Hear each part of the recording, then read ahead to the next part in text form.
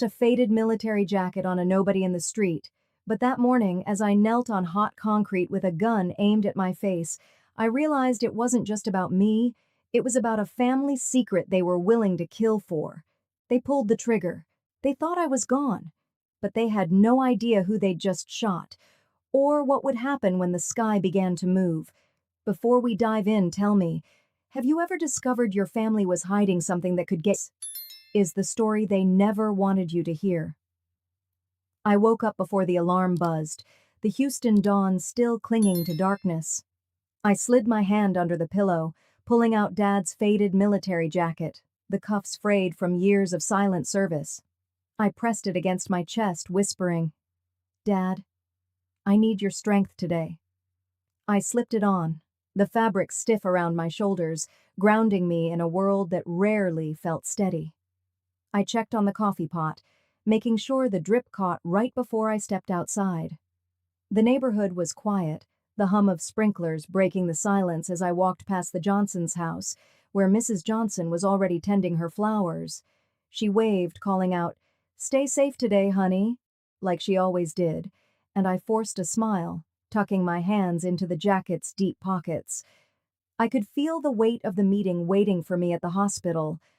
I'd filed complaints against mismanagement, and I knew they were circling me, calling me a troublemaker under their breath. Even in my own family, it was the same.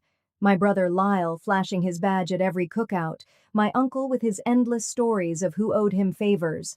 I was just Asmara, the one who showed up, cleaned up, and kept quiet. But not today.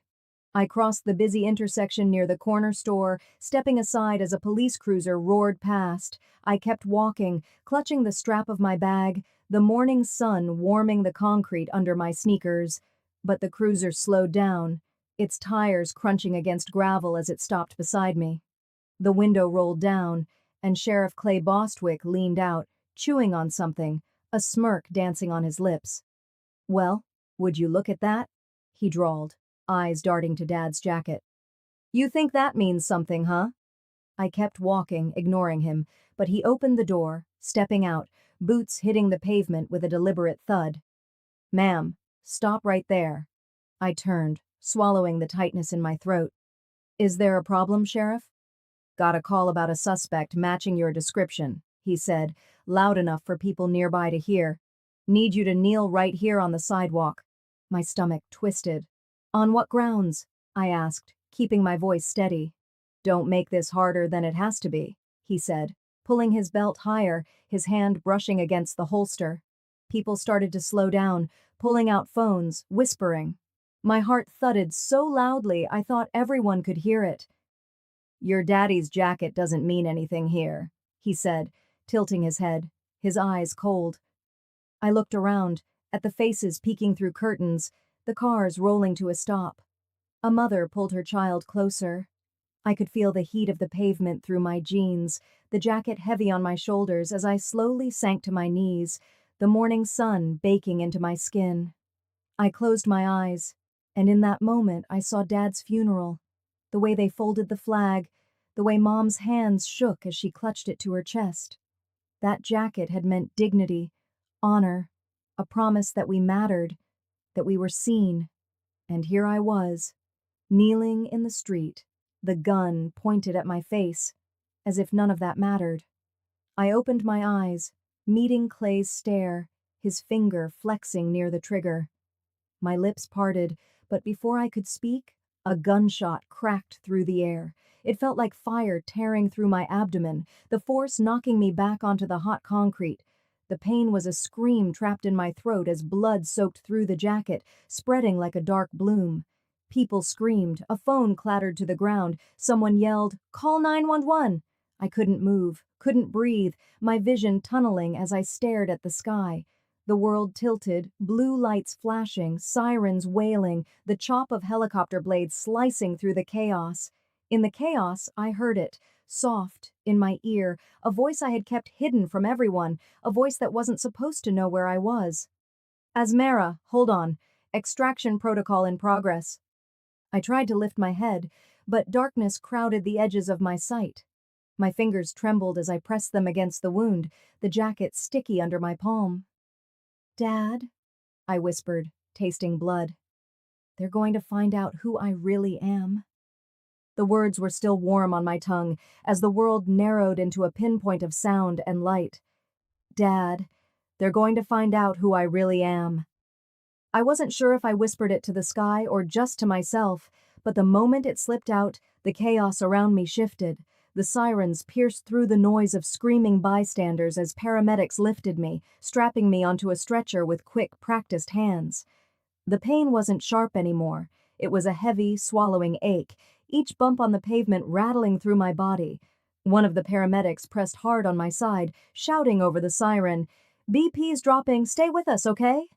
The ambulance's lights blurred through the windows, flickering like a memory I didn't ask for. The last time I heard gunfire this close, it wasn't aimed at me. It was at my father's funeral, a salute that cracked the Texas air as they folded the flag, as Mom wept so quietly that day, holding that triangle of fabric like it was the last piece of him she'd ever touch. I pressed my eyes shut, the smell of gun oil and starched uniforms pushing through the siren's wail. When I opened them again, the harsh lights of the hospital ceiling replaced the sky. They were moving fast, voices layered over each other. 2 liters, wide open. We need a unit now, pulse weak. It wasn't just any hospital, it was mine. The hallways I'd walked every day, the faces I passed with nods of tired understanding, were now frozen in shock as they recognized me, blood seeping through Dad's jacket. I caught sight of Lyle, my brother, standing near the hallway, eyes wide, lips pressed tight as he saw me on the gurney.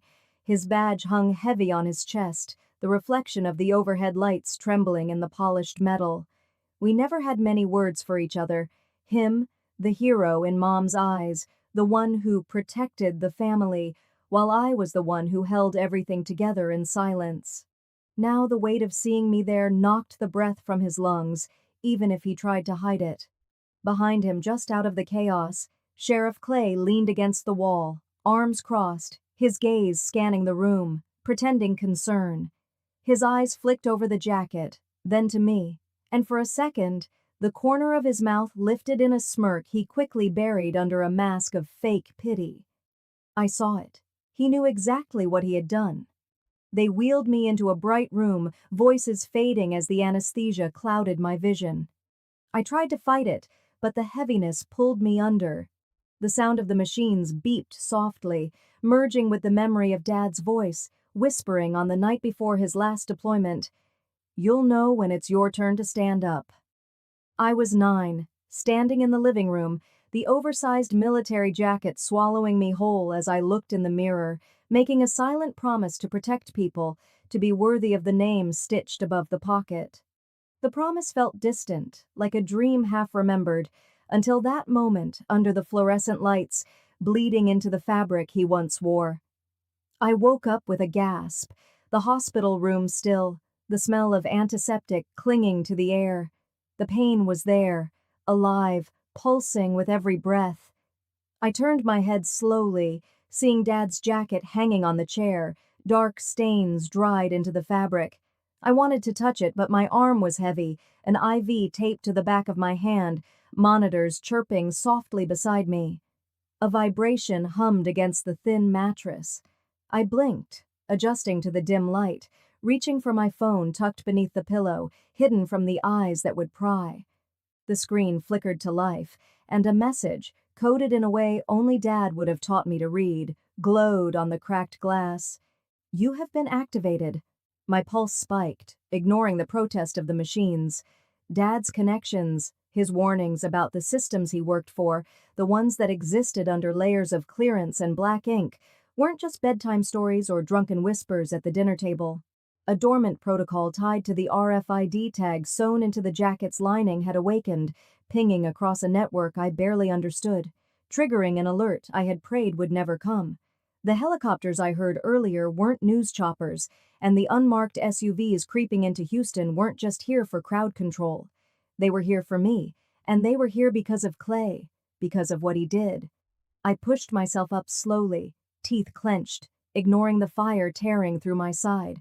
I needed to move. I needed to think. The world outside the window looked the same.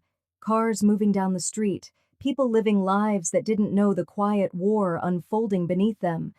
But I knew now that this wasn't just about me, wasn't just about a small woman in a jacket kneeling in the street. I wasn't going to let Clay walk away from this. I wasn't going to let anyone think I'd stay quiet.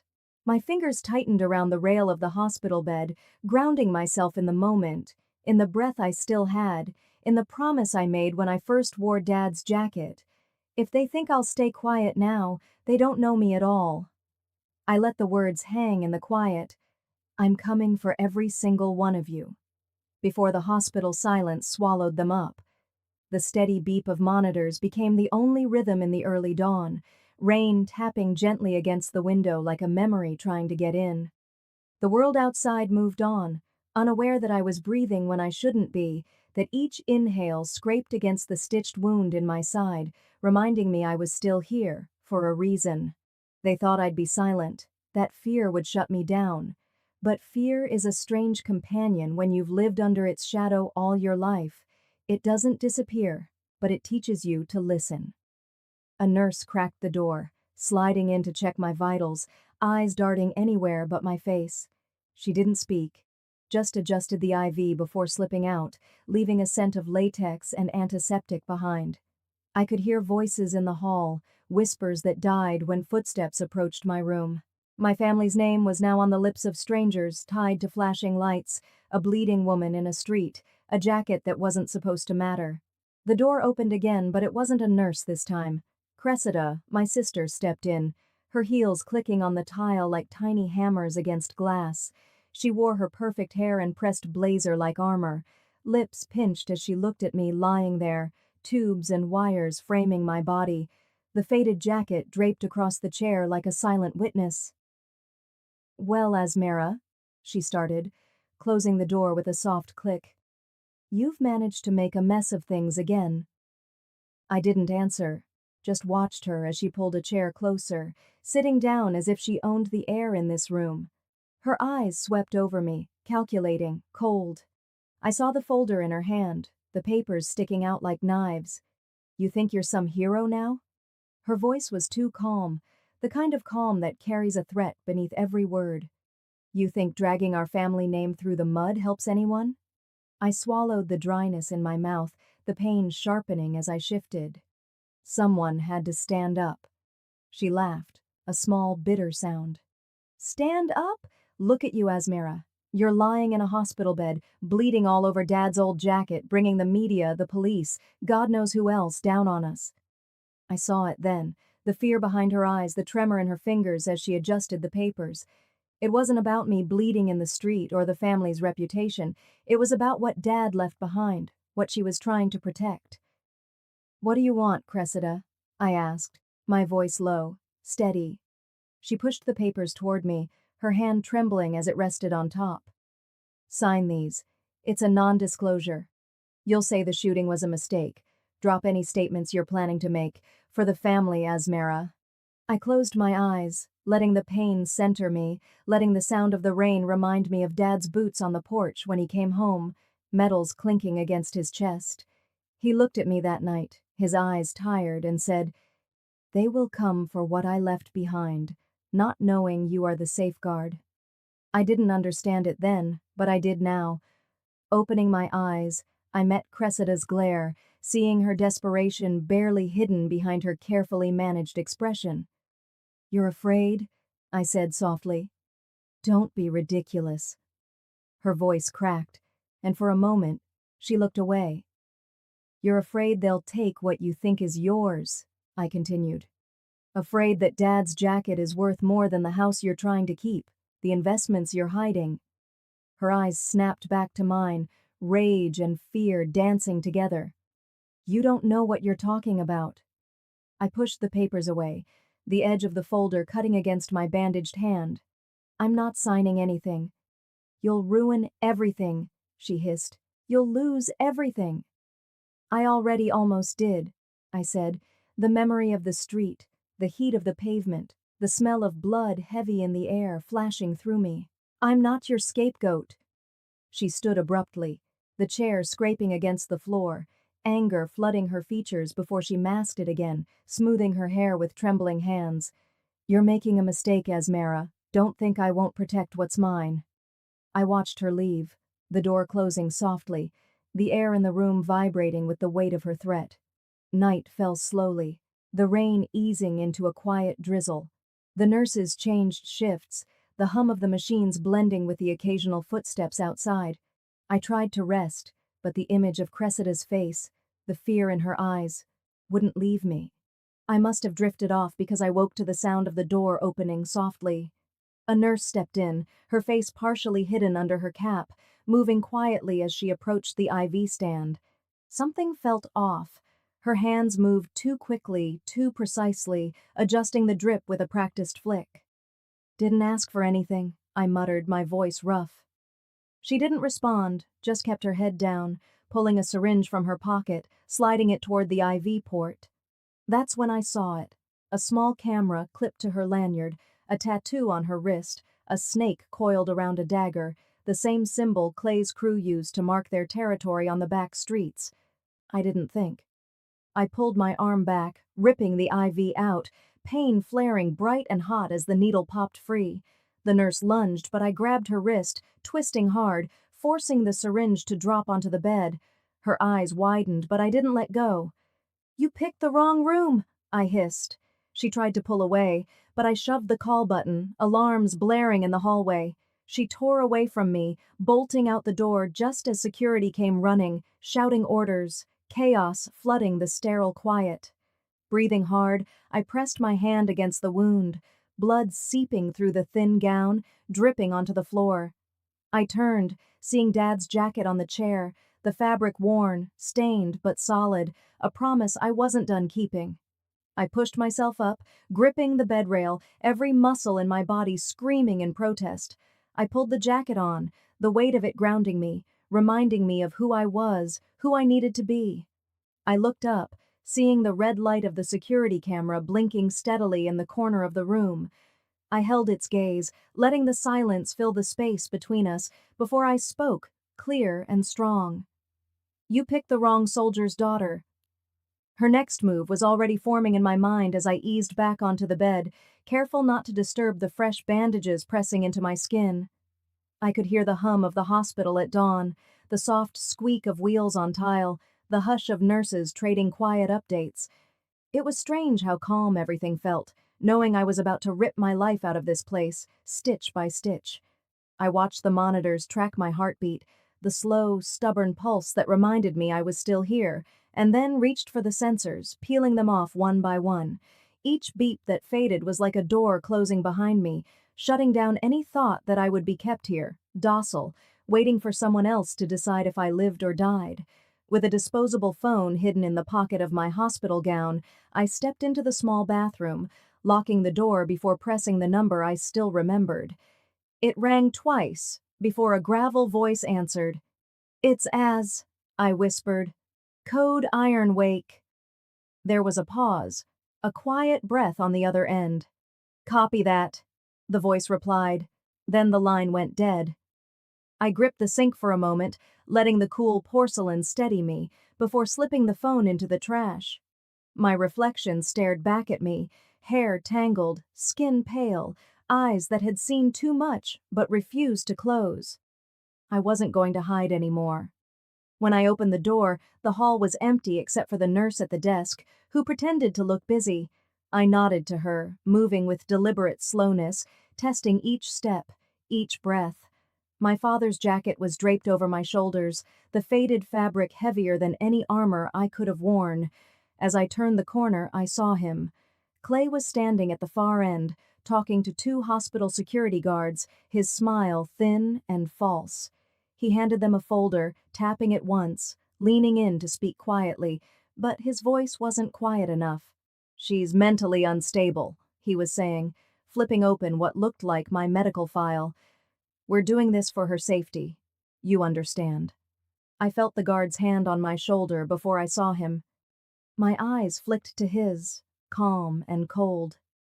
"Would you like me to prove how unstable I am right here, or later in court?" My words were soft, measured, but I saw the hesitation in his eyes, the way his fingers twitched before he let go. Clay's eyes met mine, and I saw it. The fear he tried to bury under that sheriff's badge, the fear of being seen for what he truly was. I gave him a small smile, just enough to let him know I wasn't afraid of him. Not anymore. I turned, heading for the elevator, the click of my shoes on the floor a steady rhythm. As the doors slid shut, I caught a glimpse of myself on the security feed above the nurse's station. A woman in a hospital gown, blood seeping through the fabric, a military jacket wrapped tight around her shoulders, eyes steady and clear. An image waiting to be twisted, turned into something it wasn't, if they got the chance. My pocket vibrated. I pulled out the second phone, a cheap burner, and saw the message flash across the screen. "You're live." They were watching me, listening. Every step, every breath, recorded. I pressed the phone against my chest for a moment before tucking it away. The elevator doors opened, the cool air of the lobby washing over me as I stepped out. I saw Clay waiting near the ambulance exit, leaning against the wall like a man with nowhere to be, like he owned the space. "It didn't have to be like this, Asmara," he said, pushing off the wall as I approached. "Just sign the papers, and it all goes away." I stopped, tilting my head slightly. "You're afraid of what I know." His eyes narrowed. "You think you're untouchable because of your father's ghost? You're alone now." I stepped closer, just enough to see the way his jaw tightened, the way his hand twitched near his belt. "Wrong. I'm awake now." He leaned in, lowering his voice. "You don't have the leverage you think you do." I looked down, brushing my fingers over the seam of the jacket, where a small recorder was stitched, the red light blinking softly, capturing every word. "We'll see." Clay stepped back, confusion flickering across his face before he masked it again, turning sharply as a nurse approached with a wheelchair. She was older, her eyes kind, and I recognized her as one of Dad's friends from the VFW. She didn't speak, just nodded, and I let her help me into the chair, biting back a groan as the pain flared. We rolled past Clay, his eyes following us, his mouth opening as if to speak, but nothing came out. The nurse pushed me through the rear lot, where the rain was starting to fall again, washing the air clean. I watched as the hospital grew smaller behind us, the lights glowing in the mist, the place that tried to keep me silent fading into the distance. I gripped my father's jacket, pulling it tighter around me, the fabric warm despite the chill in the air. "You'll all see soon," I whispered, letting the promise sink into the rain.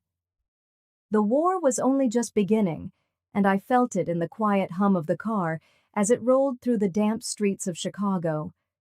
The safe house wasn't much, just a 2-story brick building wedged between a laundromat and a shuttered deli, the neon lights from across the street flickering in and out through the thin curtains. But it was enough. I eased myself out of the car with the help of the nurse who had driven me here, her warm hand steady under my elbow. She didn't say much, just gave me a small nod before pulling away, tires hissing over wet asphalt. I stood there for a moment, jacket heavy on my shoulders, breathing in the cold city air that tasted like rain and exhaust, reminding me that I was still alive, still standing. Inside, the place smelled like old coffee and dust. The furniture was mismatched, a sagging couch, a chipped table, but it was quiet, and for now, it was safe. The L train rattled overhead every few minutes, the vibrations settling into my bones like a constant reminder to keep moving, to not let the fear root me to the floor. I sat down at the table, spreading out the few items I had managed to grab before leaving: a burner phone, a small notebook, and a photo of my father in uniform, his eyes tired but determined, the same way I felt now. I traced the edge of the photo with my thumb, whispering, "I'm not done, Dad." The phone felt heavy in my hand as I dialed Elowen, my sister. I didn't know why I thought she might help, maybe because somewhere deep down I still believed blood meant something. When her voice came through, it was cold, sharp. "You should have just signed, Asmara." My chest tightened. "Elowen, they shot me. They tried to kill me." She sighed like I was a nuisance. Clay promised protection, but you're making it impossible. You're ruining everything Dad worked for. The words cut deeper than the bullet ever did. You're working with him. You're unstable as, she snapped. You always have been. I ended the call before she could say anything else, my hand trembling as I set the phone down. The room felt smaller, the walls pressing in as the truth settled in my chest. My own sister was helping the man who tried to kill me, using my pain, my survival, as leverage to keep me out of whatever inheritance or power Dad left behind.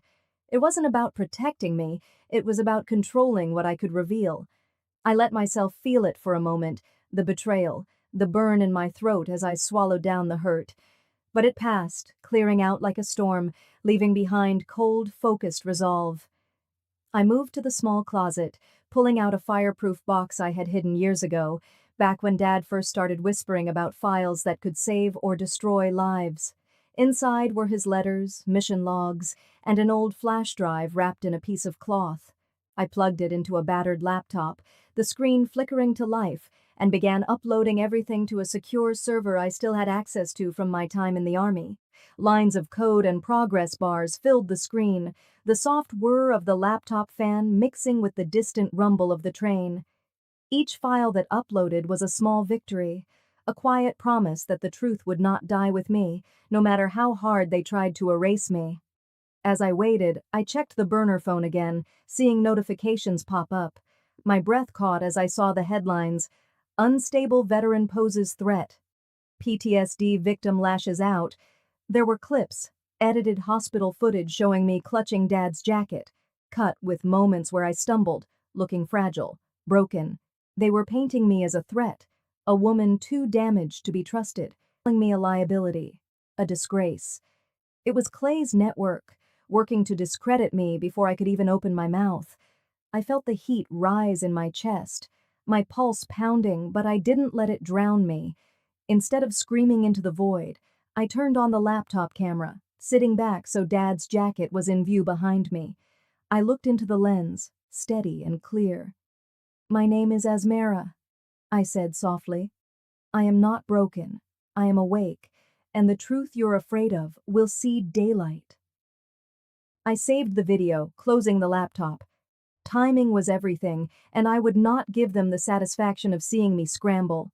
In the bathroom, I pulled up my shirt, looking at the scar on my abdomen, the ugly, healing reminder of what Clay had tried to do. I ran my fingers over it lightly, feeling the ridge of the stitches, whispering to my reflection, "You tried to erase me. Now you will see me." I pulled on Dad's jacket, the fabric rough, but comforting against my skin.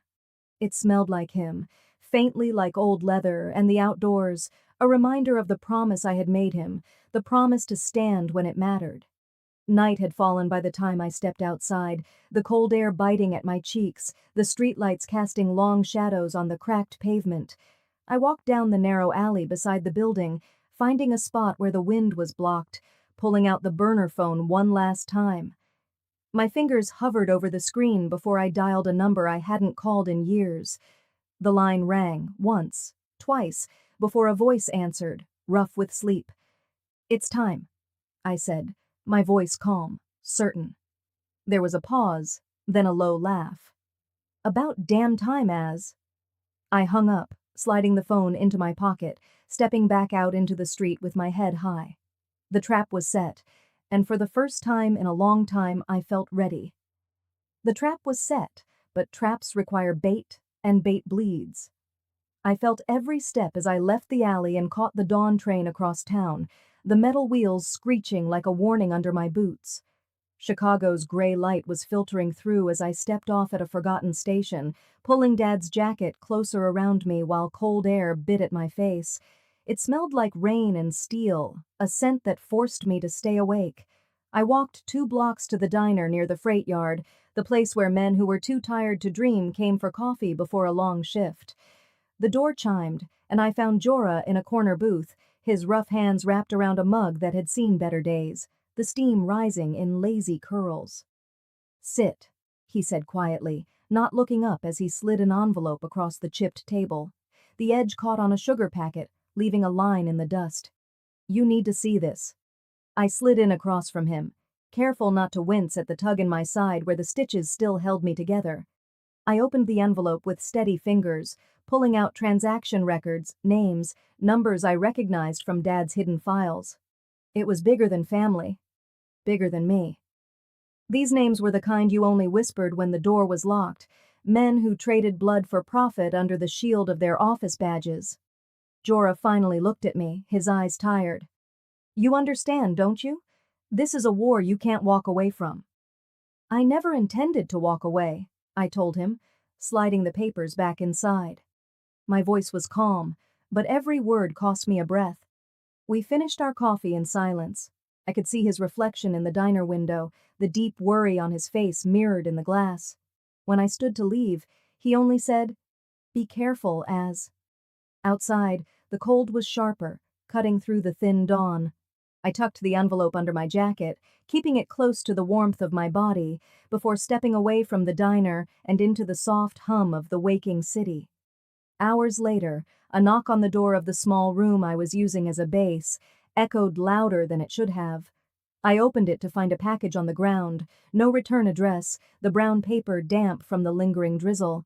I carried it inside, closing the door, heart thudding in my chest as I tore the paper away.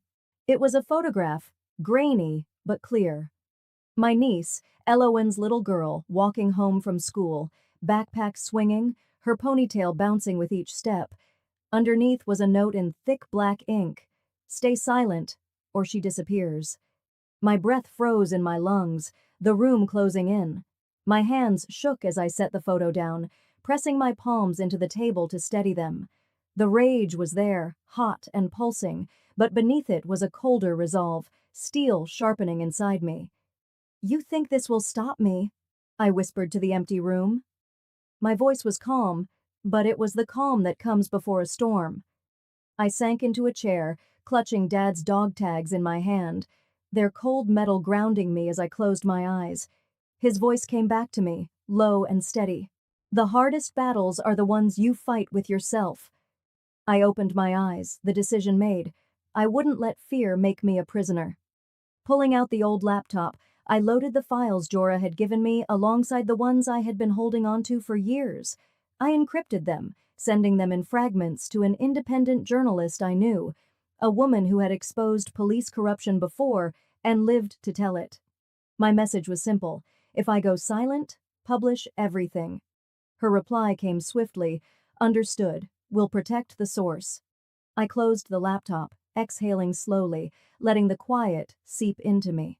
The ticking clock had begun, each second a reminder that I had made my choice. And now there was no turning back.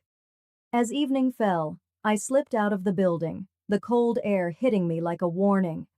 Clay's men were there, leaning against cars across the street, pretending to scroll on their phones, but their eyes followed me, dark and calculating. I kept walking, head high, hands in my pockets. At a storefront window, I caught my reflection, Dad's jacket draped over my shoulders, the tired but unbroken woman staring back at me. "They think I'm afraid," I said softly to my reflection. "But I am not afraid anymore." I turned away, pulling out my phone as I stepped into the shadows of an alley, typing a message to Jorah. "Ready to finish this."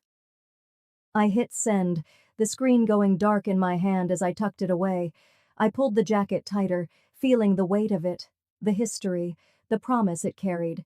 The sky above was dark, clouds rolling over the city, but I welcomed it. The storm was coming, and this time I would be the lightning. The trap was set, and I felt it in my bones as the chill of dawn settled over Chicago. I stood by the window of the safe house, watching steam rise from vents across the cracked pavement while L trains clattered above. The world was waking up, but for me, the day had never ended. I checked the messages on my burner phone one last time before pulling Dad's jacket tight around my shoulders and stepping out into the cold. I didn't drive to the meeting. I walked the final stretch, each step grounding me as I approached the abandoned National Guard depot on the city's edge. Rust streaked the fences, and the sky pressed low, heavy with the promise of rain. This was the place Clay had chosen, where he thought control was his birthright.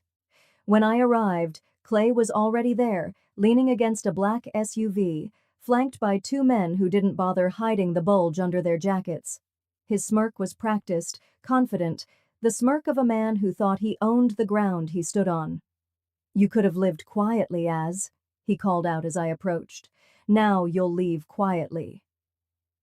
I kept walking until I was close enough to see the lines on his face, the twitch in his jaw that betrayed the calm he was trying to hold. The air smelled of rust and oil, and the wind tugged at the edges of my hair as I stared him down. "Let's not pretend, Clay," I replied. "You're here because you're afraid." His laughter was sharp, but it didn't reach his eyes. "Afraid? Of you?" He glanced at his men, shaking his head. "You're a liability, You've always been. Your father's legacy? I'm protecting it, protecting the family." He reached into his coat and pulled out a folder, flipping it open to show me pages filled with printed reports. My name highlighted words like mental instability, violent tendencies, unfit. A weapon aimed at my credibility. "This is all it takes," he said. "One call and your name is mud. No one will listen to a crazy woman no matter what she says." I let him finish, let him believe he had the upper hand, then reached into my pocket and pulled out the small recorder, pressing play. His voice, dripping with arrogance from a drunken call weeks ago, filled the air. "Arms deals, easy money. Who cares about a few dead bodies if the check's clear?" His smirk cracked, eyes darting to his men, whose expressions shifted from bored to uncertain. The silence that followed was thick, the only sound the distant hum of traffic and the cry of a seagull circling overhead. "You think you're untouchable, Clay?" I said quietly. "You're wrong." One of his men's phones buzzed, and he glanced down, his face paling as he read the headline, "Federal investigation into local arms smuggling underway." I saw the moment Clay realized control was slipping, his jaw tightening, his fingers clenching around the folder. "It's over," I told him, stepping forward, my boots scraping against gravel. "The sky's already moving." A car pulled up then, the screech of tires cutting the tension as Elowen stepped out, her hair pulled back tight, her face pale under the morning light. She walked up slowly, her eyes on mine, then shifting to Clay. "I'm here to mediate," she said, her voice flat. Clay turned to her, relief flashing in his eyes. "Good. Talk some sense into your sister." But I saw the tremor in Elowen's hands, the slight nod she gave me, eyes flicking toward my pocket where the second flash drive rested. "Elowen," I said, forcing my voice to stay calm, "you need to be very clear right now." She swallowed, her eyes glossy, but she turned to Clay. "She's right. You've gone too far." Clay's face twisted, confusion mixing with rage. "You told me you'd handle her, Elowen." "I did," she said softly. "But not like this." He stepped toward her, but I moved between them, my hand steady as I pulled the decoy flash drive from my pocket, holding it out. "You want it?" I asked him, meeting his glare. "You think I'm scared because you point a gun at me? You already pulled that trigger once, Clay. Missed your chance." The words hit him harder than any punch could. I tossed the drive toward him, and as he lunged to catch it, the distant wail of sirens grew louder, blue lights bouncing off the rusted walls of the depot. Clay turned to me, his eyes wide. "What did you do?" I didn't flinch. "What needed to be done?" He looked at Elowen, betrayal flashing in his gaze as agents swarmed the depot's perimeter, shouting commands, weapons raised. His men hesitated, unsure, their confidence cracking as the reality of the situation set in. I turned to Elowen, our eyes locking as the chaos erupted around us. I could see the tears she was trying to hold back, the weight of choices pressing down on both of us. "You need to choose," I told her, my voice calm despite the storm. "Now." Elowen's eyes flicked between me and Clay, the sirens outside building into a shrill promise of chaos about to crash through those rusted depot doors. I saw the fear dancing in her gaze, but behind it was something else. Regret, perhaps. Or the last flicker of a sister who had once braided my hair on Sunday mornings before church, who taught me to tie my shoes and let me crawl into her bed when the storms were too loud. Clay's voice sliced through the moment. "Elowen, do it! Now!" His hand disappeared into his waistband, pulling a gun, finger trembling as it hovered near the trigger. I braced, weight shifting to the balls of my feet, ready to fight, ready to feel the pain I knew was coming if she chose him. I had a plan, but plans only mattered if you had the breath to execute them. For a heartbeat, everything slowed. The smell of wet concrete, the cold iron scent of approaching rain, the glint of Dad's jacket buttons under the depot lights. Elowen moved, her hand reaching for me, and then she spun, faster than I could track, smacking Clay's wrist so hard the gun flew, clattering against the cement. She screamed, a raw, breaking sound. "Enough!" Clay stumbled back, shock wide on his face, the kind of shock that said he truly believed he could never lose control of her. One of his men stepped forward, confusion twisting across his features, but hesitation froze him mid-stride. I didn't give hesitation time to decide. I kicked the gun, sending it skittering under a rusted shelf. "Don't!" Clay bellowed, his voice cracking as the sirens stopped, replaced by the pounding of boots and shouted commands. Red and blue lights strobed across the high windows, washing over the broken concrete as federal agents burst in, weapons raised, vests heavy with authority. Clay turned, trying to run, but Elowen lunged, tackling him to the ground, fists pounding his chest as she screamed words I couldn't fully catch over the noise. The enforcers lifted their hands in surrender, dropping to their knees as the agents swarmed them, zip ties snapping tight. Helicopters roared above, spotlights slicing through the darkness. For a moment, the sky moved, a living thing pressing down, judgment in the whir of blades and floodlights. Clay's shouts echoed through the depot. "You don't know who you're dealing with. This isn't over." Elowen pushed herself off him, hair wild, blood streaking her lip from where Clay had struck her in the scuffle. She looked up at me, shoulders shaking, tears streaking grime down her face. "I couldn't let him do it to you," she whispered, voice so small I almost didn't hear it. I dropped to my knees, Dad's jacket pulling around me as the cold seeped into my bones, but I welcomed it. The rain came then, gentle at first, tapping on the metal roof before turning into a drumbeat that filled the silence Clay's screams left behind. Agents lifted Clay, dragging him toward the door as he kicked and spat, reduced to nothing but noise and empty threats.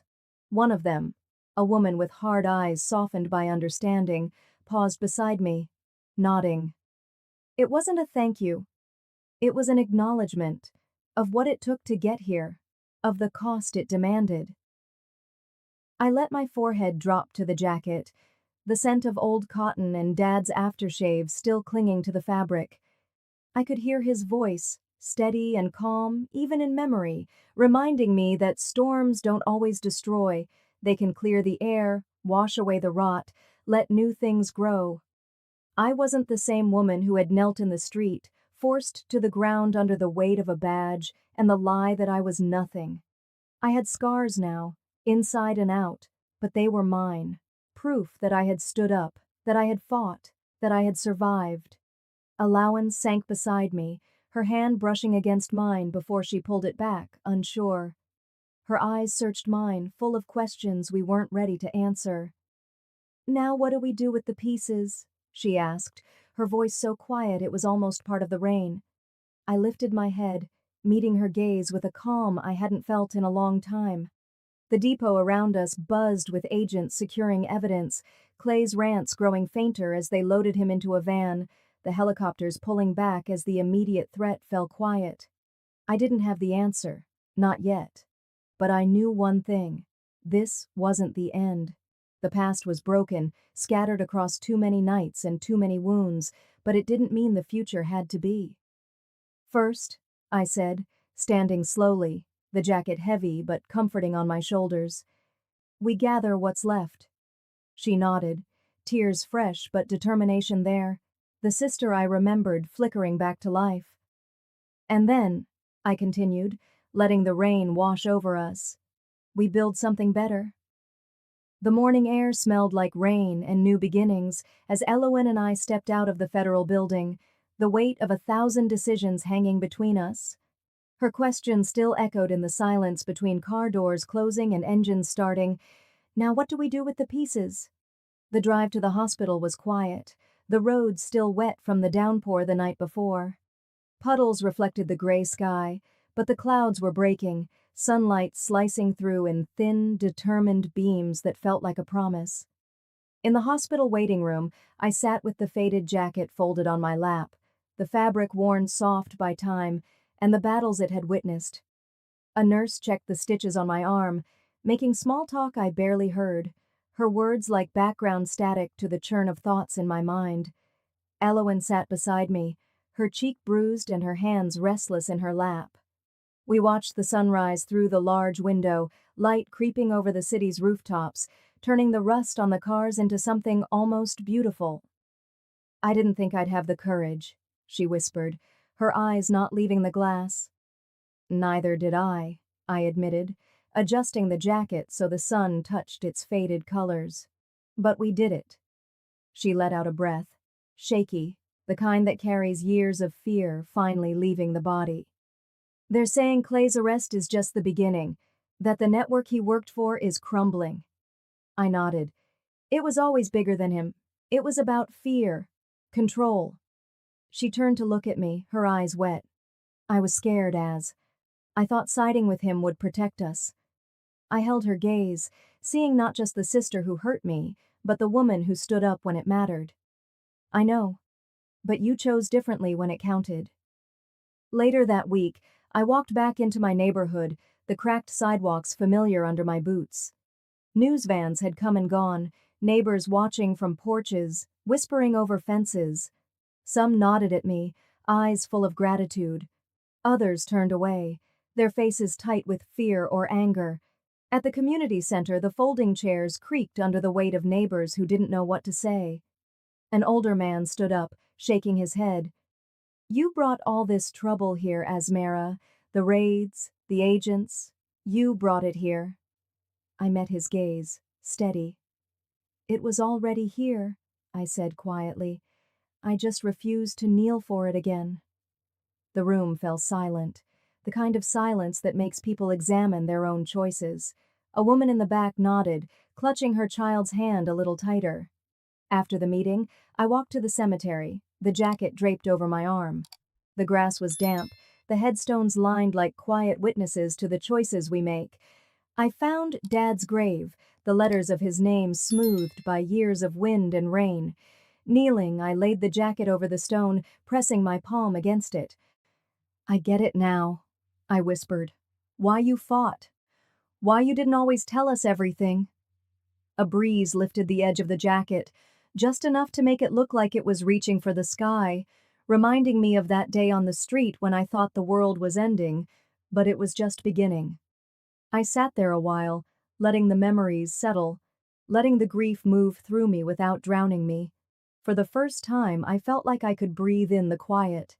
Walking back through the neighborhood, I saw kids riding bikes, a mother calling them in for lunch.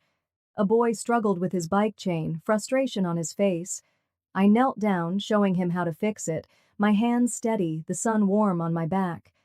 "Thanks, Miss Az," he said, looking up at me with a gap-toothed grin before pedaling off. Standing, I touched the small piece of Dad's jacket I had tucked into my pocket, the fabric a reminder that some battles are worth fighting, even when they leave scars. Sometimes it takes nearly losing everything to understand what you're meant to protect. I was the quiet one, the one who blended into the background, the one everyone thought would keep her head down forever. Not anymore. As I reached my porch, I looked back at the street, at the neighbors who once saw me as invisible. The place I once felt trapped in now felt different, a place I could shape, a place I could protect in my way. I whispered to the breeze, "No more kneeling." And with that, I stepped inside, closing the door on the past but leaving it unlocked for